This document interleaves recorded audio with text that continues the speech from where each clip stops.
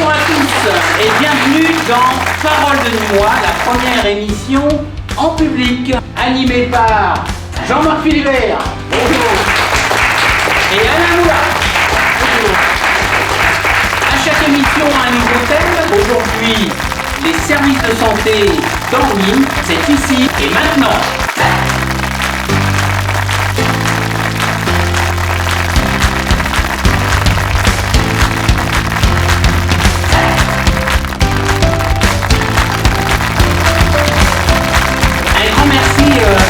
Participer sur la page Facebook Parole de Nîmois. Merci aux Nîmois qui nous font part de leur expérience lors des micro-trottoirs. Et bien sûr, merci au public.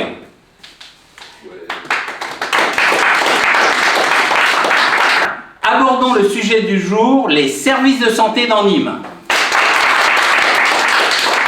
Alain, de quoi allons-nous parler dans cette émission ? On va commencer par parler des déserts médicaux à Nîmes, qui se généralisent d'ailleurs en France. Est-ce une réalité ou un fantasme? Nous sommes, allez vous le demander, à micro-trottoir. Pour trouver un rendez-vous chez un médecin, chez un dentiste, c'est très compliqué. Ah oui, très compliqué, les délais sont extrêmement longs, que ce soit dentiste, médecin généraliste ou spécialiste, ou cardiologue. Là, si vous aviez un problème aujourd'hui, voire quelqu'un de la santé, vous feriez comment? Oui, on va aux urgences. C'est le seul moyen que l'on ait aujourd'hui pour avoir, voilà, parce qu'on sait que notre médecin traitant est saturé. Le cardiologue aussi, impossible de prendre un rendez-vous depuis 3 mois. Ouais. C'est vrai qu'il y a une pénurie de praticiens, notamment de médecins, de dentistes. Je pense aux dentistes. Moi, ça fait 8 ans que je suis sur Nîmes et j'ai eu du mal à trouver un dentiste qui acceptait de me prendre. D'accord, en tant que ce qu'on appelle les nouveaux clients. Ouais, quoi. voilà, c'est ça. De plus de patients parce Oui. que ils en ont trop. Leur patientèle est déjà trop conséquente, donc ils ne veulent pas d'autres patients. Et ça vous inquiète pas si vous avez un problème? Ah ben si, complètement, si. On sait que si on a une urgence, parce qu'on sait qu'aux urgences, il y a beaucoup de monde aussi. Oui, donc on ne sait pas combien de temps on va rester dans la salle d'attente des urgences. Donc effectivement, non, c'est un gros problème. Il y a quand même un gros problème à régler. Oui, complètement. Il y a des problèmes, vous allez aux urgences à l'hôpital? Non, j'y vais pas. Non, mais pour le dentaire, je pense, pour les enfants, voilà, si on n'est pas suivi depuis longtemps, c'est compliqué de trouver un praticien adéquat. Bien sûr, moi toujours je suis bien avec les médecins, tout le temps, bien. Tout le temps. Voilà. Vous trouvez facilement les rendez-vous? Oui. Ils prennent moi tout de suite. Sans rendez-vous, ils prennent nous. Ah, bravo. Ah oui. Plus la maison médicale. Voilà. Tout le temps, docteur Hichami, l'autre, tout, ils prennent moi tout de suite. Ah, ben c'est voilà. parfait, ça. Jamais ils demandent le rendez-vous, quoi. Il n'y a pas de rendez-vous, ils prennent toi. Normal, s'il n'y a pas de souci avec les médecins. Pourquoi? Parce qu'on ne peut plus avoir de rendez-vous. On ne peut, même pour les toubis, c'est la catastrophe. Et de partout, que ce soit pour les opérations, que ce soit pour ci ou que ce soit pour là. Voilà. Parce qu'on n'arrive pas à avoir de rendez-vous, que ce soit chez les médecins, chez les dentistes, les ophtalmos, enfin, etc. Et moi, mon médecin est un peu vieux et j'ai d'énormes problèmes. Là, il vient de se faire opérer, donc j'ai d'énormes problèmes à trouver un autre médecin parce qu'ils ne prennent plus de nouveaux patients. Mais comme je suis là, j'ai jamais un problème avec les médecins, le dentiste ou le cardiologue, quoi, le poumon. Vous avez toujours le rendez-vous? Toujours, je rendez-vous avec eux. Et le matin, j'ai passé avec le cardiologue. Ouais. Elle a appelé moi le vendredi. Tout de suite, aujourd'hui, j'ai passé avec lui. Ah ben bravo. Voilà, j'ai passé tranquille, il n'y a pas de souci. Nous, on a quand même une soixantaine d'années. Oui. On a vu la situation se dégrader. Voilà. On a connu les meilleures époques. Ah, tout à fait. Oui, où la médecine nous paraissait plus accessible. Voilà. D'accord. Voilà. Bon, mais je vous remercie beaucoup. Écoutez, je vous remercie. Mais je vous en prie, c'est avec grand plaisir. Au revoir. Au revoir, monsieur. Au revoir. Je vous remercie beaucoup. Je vous en prie. Allez, je vous souhaite une bonne journée. Merci. Au revoir. Mais je vous remercie beaucoup. Je vous en prie. Bonne journée. Je vous en prie, merci les enfants. Au revoir. Écoutez, je vous remercie d'avoir patienté quelques minutes. Je vous remercie énormément. Merci, il n'y a pas de souci. Allez, au revoir. Jean-Marc, tu peux nous faire un point sur l'état de nos services de santé à Nîmes ? Je veux bien te répondre, mais tout d'abord, j'aimerais faire un petit point au niveau national. On a une agence nationale de la santé qui régit tout ça et qui régit tout le système de santé. Et de ce fait-là, elle a des missions. Et la mission, c'est anticiper, comprendre et agir. Est-ce qu'elle agit bien? Est-ce qu'elle agit pas bien? Ça sera à nous à en débattre là dans 5 minutes. Mais sur Nîmes, on est quand même assez bien lotis au niveau des établissements de santé publique. On a un hôpital qui est performant, qui est universitaire. Il y a 2 ou 3 cliniques qui sont assez importantes et qui ont de bons résultats en soins. Après, on a quelques dispensaires également. Donc, et après, il y a les maisons de santé qui sont en train de se mettre en place. Est-ce qu'il manque quelque chose sur Nîmes? On voit tous les jours que les patients, je vais appeler des patients parce que souvent, il y en a certains qui ont l'habitude de dire des clients, mais moi je préfère le mot patient, ont des délais de rendez-vous qui sont à rallonge. Et donc ça pose vraiment quand même une grosse problématique au niveau de la santé. On nous dit qu'apparemment à Nîmes, on a de bons hôpitaux, je suis d'accord avec toi, des cliniques, je suis d'accord avec toi. Si je me fie à ce qu'on entend, on voit sur le micro-trottoir, les gens ont quand même des problèmes pour avoir des consultations. C'est très long, on ne sait plus si on doit aller à l'hôpital, si on a un problème, ou si on doit aller au médecin. Le médecin ne répond plus.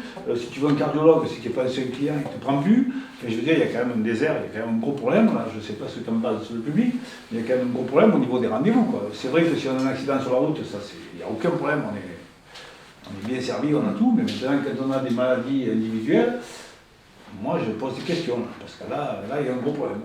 Effectivement, excusez-moi, mais moi j'ai eu le problème de ce genre.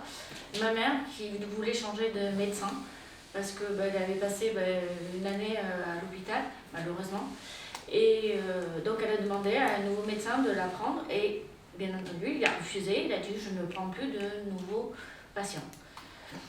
Donc on est resté un petit peu sans voix parce qu'effectivement, mon médecin, lui, va peut-être aussi partir à la retraite. Donc si les autres médecins ne prennent pas d'autres patients, comment on va faire pour se soigner?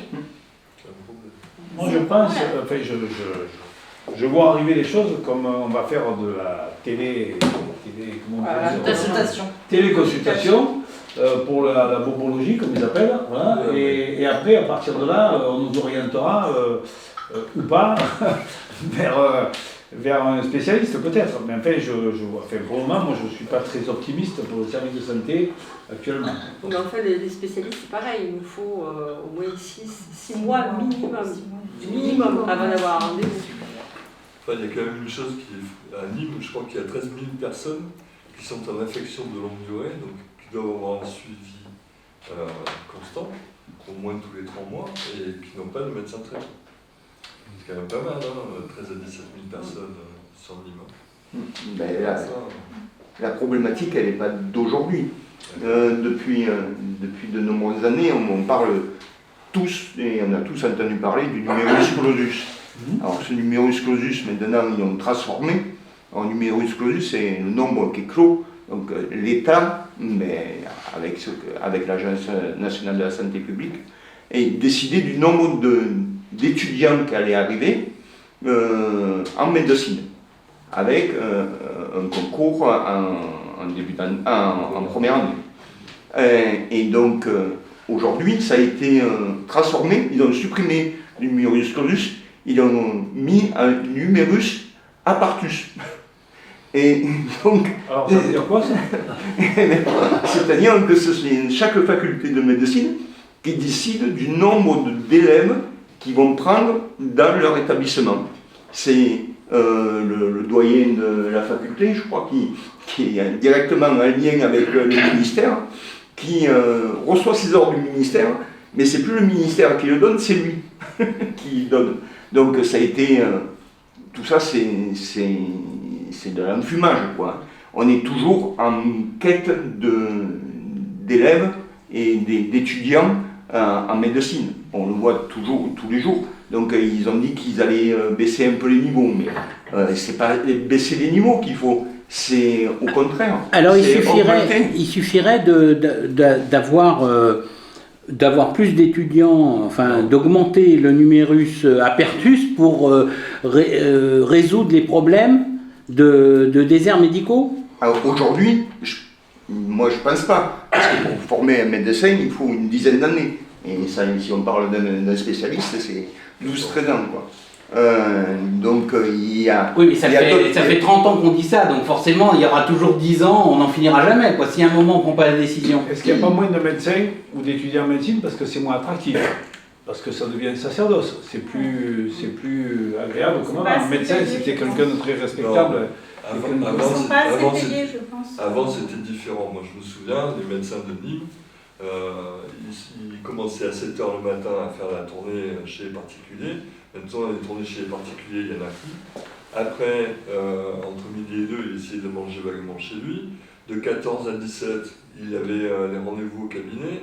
Et de 17h30 à je ne sais pas quelle heure, il reprenait les tournées chez les gens. Alors là, je suis d'accord. Ça n'existe plus. Alors, je suis d'accord avec toi, mais ça, c'est un problème sociétal. C'est-à-dire que dans tous les métiers, plus personne ne veut travailler 7 sur 7, 6 sur 7. Ça, c'est un problème où la société a évolué, où tout le monde veut du loisir et vivre. Oui, sans compter qu'ils avaient des gardes, ils étaient souvent de garde de week-end. Alors quand je dis souvent, ils s'arrangeaient entre eux, mais ça, c'était distribué par le Conseil de l'Ordre aussi. Le Conseil de l'Ordre, on l'entend jamais là-dedans. Donc du coup, on se demande à quoi il sert. Parce que c'est quand même un peu à lui de gérer le personnel médical. Je parle au niveau médecin. Oui, mais... Et il ne fait pas du tout ça. Un jeune aujourd'hui, tu lui demandes de travailler 7 sur 7 ou 6 sur 7, il va te dire non, moi je suis là pour vivre. Donc c'était une génération d'avant, ou dans tous les métiers, le bâtiment, la restauration, tout, on veut le loisir, on veut vivre, on veut en profiter. Donc le système n'a pas évolué en rapport des mentalités d'aujourd'hui. Parce qu'un jeune aujourd'hui qui part étudiant pour se faire du 7 sur 7, il ne part pas. Hein. Ben, le problème, c'est que les médecins avant gagnaient relativement bien leur vie. Les médecins de maintenant, ils gagnent relativement bien leur vie aussi. Et ils travaillent beaucoup moins. Oui, mais c'est parce qu'ils travaillent beaucoup moins qu'on n'a pas de problème. C'est justement ce qui se passe. Oui, mais au niveau attractivité, ok, leurs tarifs, ils sont ceux qui sont. Ils sont certainement trop bas, mais je ne sais plus qui c'est qui a inventé le numerus clausus, mais c'était pour faire baisser le budget de la santé. Oui. Or, ça n'a rien fait baisser du tout. Alors, je vais rebondir là-dessus, c'est que si on met plus de médecins, tu es d'accord qu'on va dépenser plus. Je mets 10 médecins de plus à Nîmes, il y aura 10 ordonnances de plus par jour, donc 100 par jour, donc 100 ordonnances à rembourser. Est-ce que le gouvernement va faire ça ou est-ce que ça ne l'intéresse pas parce que c'est souvent de la bobologie, comme ils disent, et qu'on va avoir un médecin pour pas grand-chose et ça coûte cher. En fait, le clausus, ça a surtout servi à réguler le nombre de médecins pour faire pression sur le budget de la santé pour qu'il baisse. Et en fait, on s'est aperçu que ce budget-là n'a jamais baissé. Ouais. Alors tu avais peut-être une proposition, je vais rebondir d'abord là-dessus, puis après. Le problème qu'on retrouve aujourd'hui, c'est un problème économique, puisqu'on paye, nous, à travers nos cotisations de la sécurité sociale, on a un déboursement à faire pour une caisse générale, et après, c'est à eux à répartir correctement sur le territoire, et en fonction du nombre de personnes, l'enveloppe. Donc ça, c'est un problème strictement économique. Mais moi, je pense que la santé, elle n'a pas à pallier de l'économie. Justement, on ne sait pas si demain, comme il y a eu dernièrement un virus qui a été traité d'une certaine façon, on ne va pas rentrer sur la polémique de ça, mais ça a fait dépenser des milliards d'euros. Et est-ce que ça a été bien dépensé ? Est-ce que c'était nécessaire? Aujourd'hui, le recul, plus ou moins, nous dit, puisque l'ARS dit que c'est plus obligatoire de vacciner les gens de moins de 60 ans. Donc, il y a peut-être eu des erreurs. Donc, tout ça, c'est qui paye? Comment on répartit ces enveloppes-là? Moi, je me pose beaucoup de questions là-dessus. Après, au niveau local, ce que disait Richard, c'est que peut-être que le maire, hormis sa présidence au niveau du milieu hospitalier, de l'hôpital, de Carrémaux à Nîmes, il a aussi d'autres moyens d'action. Il peut mettre peut-être des locaux à disposition des jeunes médecins pour éviter, pour faire un manque à gagner sur leur leurs prestations, etc. Donc tout ça, il y a à jouer. Et moi, je pense que la collectivité, aujourd'hui, elle a peut-être quelque chose à faire au niveau de la prévention et au niveau de diriger, justement, ce que tu disais par rapport aux téléconsultations, de ne pas faire de téléconsultation, mais de mettre des infirmiers ou de mettre des jeunes médecins ou des j'ai perdu. Non, des internes, oui, des internes, à faire ce pré-tri pour pouvoir envoyer déjà correctement les gens soit chez des médecins, soit aux urgences, et pour ne pas saturer, comme on le voit aujourd'hui partout en France, toutes les urgences. Je vais dire un peu, je vais aller à l'encontre de ce que tu dis, excuse-moi, mais bon. Est-ce que le gouvernement n'a pas raison? Est-ce qu'on ne se ferait pas des soins qui servent à rien? Est-ce qu'on ne saurait pas s'il y avait plus de médecins, des soins sans arrêt qui seraient remboursés pour rien du tout? Parce que c'est vrai qu'on a des difficultés à trouver un médecin, mais on n'est pas plus malade pour ça, on n'est pas plus mort pour ça. C'est compliqué d'avoir un dermato, un gynéco, tout ce que tu veux, un cardiologue, mais en attendant, ça se passe. Alors, moi j'ai plusieurs choses à dire sur l'ensemble des choses qui ont été dites depuis le début. D'abord, selon moi, et à vérifier, il n'y a pas une agence nationale de la santé, il y a une direction générale de la santé qui est effectivement en charge des tâches les plus importantes par rapport au ministre de la Santé. L'agence, c'est l'Agence nationale de sécurité du médicament qui a deux rôles. Elle a le rôle d'autoriser ou non la mise sur le marché de certains médicaments et elle a aussi un rôle de prévention quant à la politique publique sur les vaccinations pour essayer de prévenir un certain nombre de maladies. Donc ça, c'est l'ANSM et la Direction générale de la santé est en lien direct avec le ministre qui, elle-même, la Direction générale de la santé, chapeaute les ARS, c'est-à-dire les agences régionales de santé, qui, elles, sont chargées d'organiser les choses sur le plan local. Pour moi, la pénurie de médecins, elle est due à plusieurs facteurs. Certes, il y a eu cette histoire de numerus clausus. Il faut savoir que le numerus clausus a été inventé en 1971. Parce que, suite à 68, il y avait énormément d'étudiants qui voulaient faire médecine. Parce qu'effectivement, à l'époque, devenir médecin, c'était une super promotion sociale. Donc, il y avait beaucoup de gens qui étaient prêts à faire médecin, et il y en avait trop par rapport aux besoins de la population à l'époque. Mais depuis, ce qui s'est passé, c'est plusieurs choses. C'est que d'une part, la population a évolué, on a une augmentation de la population progressivement, et puis surtout, il y a eu des politiques de santé publique depuis à peu près 40 ans qui ont tout fait pour essayer de diminuer les coûts de la santé publique. C'est-à-dire qu'au lieu de mettre à la tête des hôpitaux des médecins qui s'occupent d'abord de la santé, on a mis des gestionnaires qui s'occupent d'abord des questions financières. Et comme dans les laboratoires, les directeurs de laboratoires autrefois étaient des soignants, c'était des pharmaciens, c'était des médecins. Aujourd'hui, c'est des businessmen. C'est des gens qui sont là pour faire du business et qui sont là pour faire de l'argent, qui sont là pour que les sociétés soient cotées en bourse et qu'elles rapportent aux actionnaires. Ce qui n'est pas du tout le même objectif que de s'occuper de la santé de la population. On est bien d'accord. Donc du coup, on se retrouve depuis 40 ans avec des réductions de postes de plus en plus de partout, ce qui fait que non seulement les numerus clausus sont devenus beaucoup trop restreints par rapport aux besoins de la population, et là ça fait déjà au moins 20 ans que le corps médical alerte, manifeste et revendique par rapport au fait qu'ils ne sont pas suffisamment nombreux pour les postes de médecins, mais aussi pour les postes de soignants tout court, infirmières, aides-soignantes, kinés, etc. Il y a insuffisamment de postes. Donc par exemple, je vais prendre un exemple concret sur Nîmes. Moi j'ai un médecin généraliste qui fait des visites à domicile et qui continue à le faire et qui continue à faire des consultations sans rendez-vous l'après-midi. C'est-à-dire qu'on peut aller chez lui n'importe quelle heure et on sait qu'on va être reçu. Alors dans les 10 minutes s'il n'y a pas trop de monde et dans 1 heure s'il a 10 personnes devant nous. Mais il reçoit. Donc ça existe encore des médecins qui travaillent comme ça. Mais le problème c'est que quand lui il est en congé, eh bien je ne peux pas trouver un médecin pour le remplacer. C'est-à-dire que ça m'est arrivé de devoir faire renouveler une ordonnance, une prescription, et il était en congé à ce moment-là, j'avais vraiment besoin de l'ordonnance, j'ai téléphoné à pas moins de 30 médecins généralistes qui tous m'ont répondu « Nous ne prenons pas de nouveaux patients, si vous n'êtes pas patiente chez nous, on ne vous donne pas de rendez-vous ». Donc j'ai dû me retrancher à la maison médicale de l'hôpital.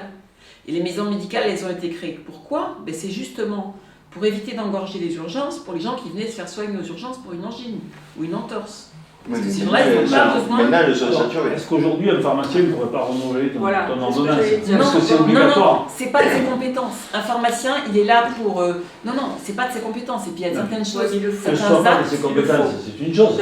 Mais un minimum, quand même, c'est pas le quincaillerie du coin. Non, mais attends, ils sont formés quand même. Ils n'ont pas les mêmes formations que les médecins. Ils ont que 4 ans d'études, alors que les médecins en ont 8. Oui, mais un renouvellement. Non, ils font l'avance. Ils font l'avance des médicaments pour un renouvellement, mais par exemple, s'il y a un arrêt de travail, ils ne sont pas capables de continuer à prescrire un arrêt de travail. Donc, voilà. Donc il y a un certain nombre de choses, on a vraiment besoin d'un médecin. Maintenant, certes, on peut agir sur le numerus clausus et on sait qu'il y aura une répercussion dans 10 ans. D'ici là, qu'est-ce qu'on fait? Aujourd'hui, il faut aussi savoir une chose, c'est que beaucoup de CHU ne pourraient pas fonctionner à l'heure actuelle s'ils n'avaient pas ce qu'on a aujourd'hui, entre 8 et 10% de médecins qui viennent de Tunisie, du Maroc, d'Algérie, de Libye, etc. Pour répondre à ce que tu viens de dire, que je trouve tout à fait bien d'ailleurs, pour renouveler une ordonnance, honnêtement, la téléconsultation serait très bien. Parce qu'en face, on aurait un docteur pour renouveler, lui il est capable. Si tu me dis que le pharmacien n'est pas capable, mais là, la téléconsultation irait très bien. Tout à fait. Là, au moins, il n'y a pas de problème, il peut partir en vacances. Première solution. Deuxième solution, tu me dis qu'on fait appel à des étrangers. Moi, l'étranger ou pas, ça ne me dérange pas du tout qu'ils arrivent au Liban. Ce qui me gêne, c'est son diplôme. Est-ce que c'est le même qu'on a ici? Et est-ce qu'on a le même métier? Enfin, est-ce qu'on a la même formation? Voilà. Mais à partir du moment où on a la même formation, le même métier, qui viennent ici, on est en mondialisation, elle est faite, on ne fera plus marche arrière. Donc que les nôtres partent au Canada et que les autres arrivent ici ou qui est vice-versa, c'est pas quelque chose qui me dérange beaucoup. Alors les conditions de travail d'un médecin, je ne sais pas ce qu'il gagne ou pas, on n'est pas dans le détail, je pense que c'est chacun suivant son... on est dans le commerce, donc même si c'est dans la médecine, on est quand même dans le commerce. Donc il y en a qui doivent gagner plus que d'autres, mais bon, c'est comme tous les métiers. Tu sais à l'avance ce que tu vas gagner ou pas, et puis celui qui va travailler un peu plus, il gagnera un peu plus, il gagnera un peu moins, et puis on ne peut pas en faire des fonctionnaires, c'est des médecins. C'est pas de ça dont je parlais, mais si tu veux, on compare avec il y a 40 ans par exemple, c'est vrai qu'il y avait beaucoup de médecins généralistes qui fonctionnaient comme je l'ai dit. Mais il y a 40 ans, les choses ont changé. Oui, et notamment, et ça j'insiste là-dessus parce que ça me semble important, la profession médicale était principalement exercée par des hommes, ça devient de plus en plus mixte, et deuxièmement, les épouses des médecins leur servaient de secrétaire et elles n'étaient pas payées. Oui, mais ça, c'était avant. Voilà, donc ça change, et c'est peut-être pas plus mal. Ça, c'est très bien, tu peux donner des points positifs. Voilà. Et puis comme ça se féminise, il y a beaucoup de dames qui travaillent à 80%. Et donc, ça fait des retards aussi, si elles ne travaillent pas à 100%. Qu'est-ce que tu viens de dire sur les femmes? Il y a beaucoup de médecins femmes qui travaillent à 80%. Pourquoi? Parce qu'elles veulent avoir leur mercredi pour emmener les gosses au... Mais ça, c'est très bien, c'est normal. C'est très bien. Moi, je trouve ça normal. Mais du coup, le calendrier médical, il devient restreint. Ben non, oui. Ben non, parce que... Si tu as 100% de calendrier, si tu n'en as plus que 80, il manque 20% de rendez-vous. Oui, mais alors, attends, le but c'est de s'adapter. Le but c'est de s'adapter. On ne peut pas dire c'était bien il y a 40 ans parce que c'était que des hommes. Et donc aujourd'hui, c'est normal que ce soit une égalité totale entre les hommes et les femmes. Alors là je me battrai pour que ce soit... ça ne se discute même pas. Voilà. Après que la femme ait besoin de faire un enfant, heureusement, parce que... J'ai jamais dit content, et qu'elles sont obligées de travailler qu'à 80%, c'est normal, parce que même un médecin veut ses vacances, veut faire du golf, veut aller à la plage, veut aller à la neige. Il faut juste que ça s'équilibre avec plus de médecins, c'est tout. En fait. Plus de médecins ou des médecins mieux organisés, parce que, excusez-moi, je suis à l'inverse de tout le monde, mais la télé, comment on dit, consultation pour beaucoup de choses, pas pour soigner. Mais beaucoup de papiers, des renouvellements, des arrêts de travail, ça peut servir. Oui, mais il y aura des dérives. Ça va pas se cantonner juste à ça, je pense. Il y aura des dérives, c'est possible qu'il y ait des dérives, mais on ne peut pas rien faire sans prendre des risques. Il y aura toujours du plus et du moins. Oui, mais attends, la téléconsultation, c'est valable pour certains actes, oui, mais pas pour tout. Oui, c'est-à-dire que par exemple, si on arrive avec une angine, Je suis désolée, il faut voir un médecin pour qu'il puisse ausculter. On enlève le soin, mais tous les renouvellements, les arrêts de travail, il y a d'autres choses que je... Mais certificats médicaux pour le sport, tout ça. Bien que... Ah non, il ausculte. Bah oui, sinon... Oui, enfin il t'ausculte, on y a tous été, excusez-moi. Ouais, mais non, un truc, allez c'est bon, bim, on tamponne. Non, mais après... Non, mais je pense pas qu'il y ait une solution universelle. Donc c'est plusieurs choses sur lesquelles il faut agir. Et justement, tu en parlais avec... Mais là où je ne suis pas d'accord avec, c'est qu'on ne peut pas parler du passé. Le passé, c'est passé. Oui. Les choses ont évolué, il faut qu'on évolue avec. On ne peut pas revenir en arrière et les choses ont vachement évolué. Tout le monde veut du repos et c'est normal. Les femmes doivent travailler et c'est normal. On doit avoir du loisir et c'est normal. Et on est 70 millions au lieu de 55, c'est 68. Il faut s'adapter, c'est tout. Et on a fait la mondialisation, qu'on le veuille ou non. Je veux dire... Moi, je pense qu'au niveau local, ce qui est... Nous on doit agir au niveau local, parce qu'au niveau général, et c'est pas entendable dans l'instant présent, pour demain matin. Donc ce qui a lieu de faire, et si on peut mettre cette idée en avant, ça serait un centre de santé et de prévention au niveau municipal, et que éventuellement les médecins, les kinés, tout ça, deviennent des employés municipaux. Ah ben oui, mais avec un... Ce métier, c'est pas pour être fonctionnaire. Ah ben, et pourquoi pas mais déjà qu'il y a moins de monde qu'il y a, il n'y en aura plus. Je pense qu'il y a une partie, peut-être des médecins qui peuvent être dédiés à être fonctionnaires dans un premier temps. Et surtout, moi je pense qu'il y a quelque chose dans la médecine qui n'est pas assez développé, c'est la prévention. C'est quelque chose qu'on doit mettre en avant, et si au niveau municipal c'est mis en avant, ben, derrière on aura moins de malades, et c'est là où on va pouvoir peut-être à un moment donné équilibrer les choses. Il y a quelque chose qui est sûr, c'est qu'on ne trouve pas de médecin, mais si tu veux refaire tourner tes oreilles, tes seins ou quoi que ce soit, là tu trouves. Ouais. D'accord? Donc c'est uniquement une question de moyens. C'est-à-dire que si tu payes, eh bien les gars ils sont là parce qu'ils prennent de l'argent, et là ils travailleront quand il faut et le week-end ils rentrent chez eux. Par contre, la médecine de base, ça n'intéresse plus personne parce que ça rapporte plus rien. Voilà. Et que c'est un sacerdoce. C'est tout. Maintenant, de refaire ton nez ou tes seins ou quoi que ce soit, tu vas voir, tu vas trouver de suite. Et là, le gars, il sera. Oui, mais tu ne trouveras pas un chirurgien esthétique qui va t'opérer le dimanche à minuit. Mais on s'en fout. Parce que c'est pas. Voilà. Donc, le problème, c'est que si on veut des médecins qui travaillent le dimanche à minuit, il faudra peut-être les payer plus, les considérer plus. Il y a 30 ans, c'était médecin, c'était un titre. Aujourd'hui, tu es médecin. Quand ils étaient de garde, les gardes étaient payés plus cher. Je veux dire, soit on le veut et en l'occurrence, quand un médecin qui est en ville, que ce soit un généraliste ou un spécialiste, prend des congés, aujourd'hui, il n'arrive pas à trouver moyen de se faire remplacer. Parce que c'est plus un métier attractif. De toute façon, les cabinets, avant, ils se vendaient, maintenant, ils ne se vendent plus. C'est ça. Ben oui, mais c'est comme beaucoup de métiers, ça a évolué. Et on sera la médecine de base de tous les jours, on va la remplacer par la télémédecine. Parce que... Déjà, je pense qu'avec la prévention, on pourrait faire des économies. Ouais. Si au lieu de payer des... Moi, je prends toujours l'exemple du vaccin pour la grippe, qui est remboursé très tardivement. Mais si tout le monde était remboursé par ce vaccin, s'il y a des arrêts maladie, tu as été vacciné, ok, c'est normal. Mais il y aura quand même moins d'arrêts maladie si les gens sont vaccinés, globalement. Ça, c'est encore un autre débat. Oui, mais c'est ça. Mais la Sécu, elle paye des arrêts maladie au lieu de payer un vaccin. Mais en fait, je ne suis pas d'accord avec ça parce que la Sécu, je viens de vérifier, la Sécu, elle rembourse à 100% le vaccin contre la grippe pour les plus de 65 ans, pour les personnes fragiles.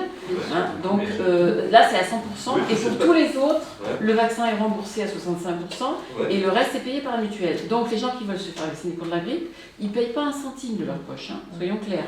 En tout cas, je crois qu'il va falloir mettre un terme à l'émission parce qu'on déborde. On n'a pas la solution, mais on a su se poser des questions et je pense que la remise en cause, chacun réfléchira de son côté. Nos amis sur les réseaux réfléchiront aussi et je pense que si on peut nous apporter quelques éclaircissements, ça pourrait être l'occasion d'une autre émission. On n'a pas dit, on ne fait pas cette émission en ayant toutes les solutions, mais on se pose des questions. Voilà. En tout cas, nous remercions Jean-Marc, tout le monde et tout le public. Je vous remercie d'avoir assisté à cette émission qui a été prenante. Je pense que c'est quelque chose qui a intéressé tout le monde. Aujourd'hui, on a parlé de ça, des déserts médicaux. On avait dit qu'on parlerait des déserts, de la pénurie de certains médicaments. Et je pense que si vous voulez bien, on refera une émission spécifique pour ça parce que autrement ça va être un peu long. Et moi j'invite tous ceux qui regardent la vidéo à rebondir là-dessus, à émettre des solutions. Enfin, des idées, parce que des solutions... On n'a pas la prétention, d'apporter la solution. On n'amènera pas la solution comme ça, mais des idées et à débattre, parce que c'est tout à fait intéressant. Ça touche tout un chacun, et quel que soit l'âge et quel que soit le milieu où on est.